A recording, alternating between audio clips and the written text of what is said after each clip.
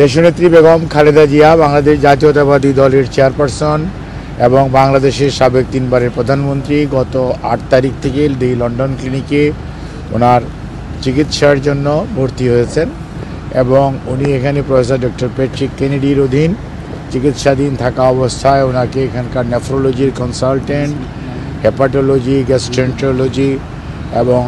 Liver transplant ইন্টেন্সিভিস্ট সহ বিভিন্ন বিষয়ের চিকিৎসকরা ওনাকে প্রতিদিনই ওনার স্বাস্থ্য পরীক্ষা করছেন এবং সেই অনুযায়ী পরীক্ষার রিপোর্টের উপর ভিত্তি করে কিছু কিছু বায়োকেমিক্যাল টেস্টও করানো হয়। তার উপর ভিত্তি করে পরবর্তীতে ওনারা কিছু চিকিৎসার মধ্যেও বাংলাদেশের চিকিৎসা যা চলতেছিল তার সাথে সাথে পরিবর্তনও কিছু এনেছেন এবং ফিজিওথেরাপিস্টরাও অত্যন্ত দক্ষতার সঙ্গে তাদের কাজ করছেন, যার জন্য আর সবচেয়ে বড় কথা মনে রাখতে হবে, এতদিন উনি বাংলাদেশে যখন ছিলেন বাংলাদেশের 18 কোটি মানুষ ওনার সাথে ছিল, তেমনই ওনার সবচেয়ে নিকট আত্মীয় বলতে যা বোঝায়, অর্থাৎ ওনার যে বড় ছেলে অর্থাৎ ভারপ্রাপ্ত চেয়ারম্যান জনাব তারেক রহমান সাহেব ছিলেন না, ওনার স্ত্রী সহধর্মিণী ডক্টর জুবাইদা রহমান, ওনার নাতনিরা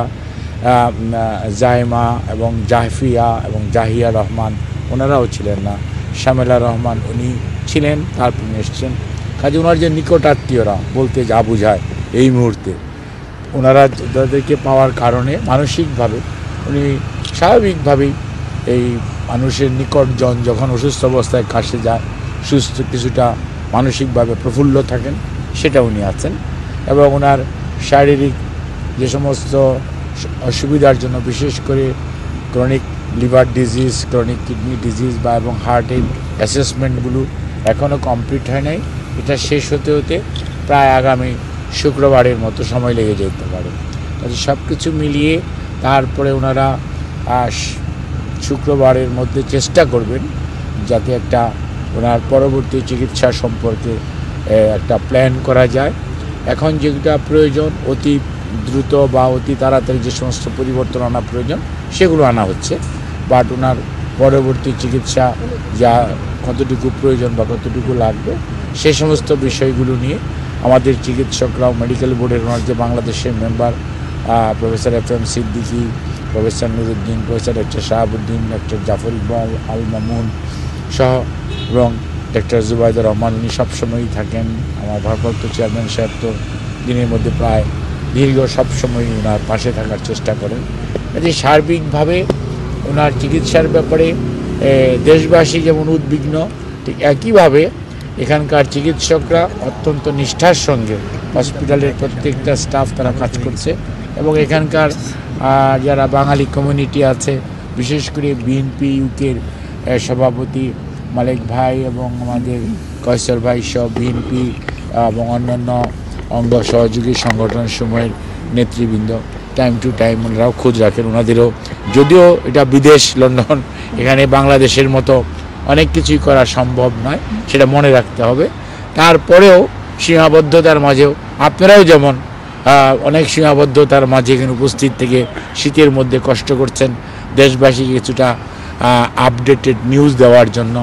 ঠিক একইভাবে ওনারাও ওনাদের যে মনের আকুতি সেটাই করার চেষ্টা করছেন। সর্বোপরি যে কথাটি আমরা বলতে চাই সেটা হচ্ছে ম্যাডাম নিজে এবং ম্যাডামের পরিবার জনাব তারেক রহমান সাহেব সহ বাংলাদেশ জাতীয়তাবাদী দলের কেন্দ্রীয় নেতৃত্ব দেশবাসীর কাছে আপনাদের কাছে যেমন কৃতজ্ঞ এবং আপনাদের মাধ্যমে দেশবাসীর কাছে যে কথাটি আমরা বলতে চাই সেটা হচ্ছে ম্যাডাম নিজে এবং ম্যাডামের পরিবার জনাব তারেক রহমান সাহেব সহ বাংলাদেশ জাতীয়তাবাদী দলের কেন্দ্রীয় নেতৃত্ব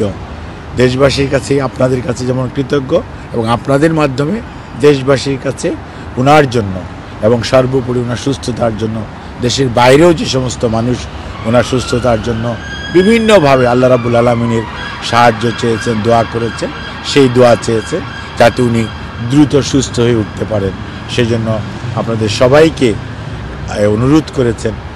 এবং আপনাদেরকেও ধন্যবাদ জানিয়েছেন যে আপনারা কষ্ট করছেন এবং আমরা যখন বলি যে শীতের মধ্যে ওনারা দাঁড়িয়ে আছে তখন অনিচ্ছা সত্ত্বেও ঠিক আছে যাও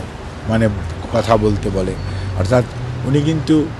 কখনোই নিজের শারীরিক অসুস্থতা মানুষকে প্রকাশ করেন নাই। আপনারা খেয়াল করে দেখবেন ওনার উপর অনেক অত্যাচার নির্যাতন হয়েছে, কিন্তু উনি সবসময় মানুষের কথা বলেছেন, নিজের কথা কখনো বলেন নাই। তারপর আপনারা কষ্ট করতেছেন শুনলে তখন হয়তো বলে ঠিক আছে যাও, তবে মনে রাখবেন ওনার জন্য সবাইকে কাছে উনি দোয়া চেয়েছেন।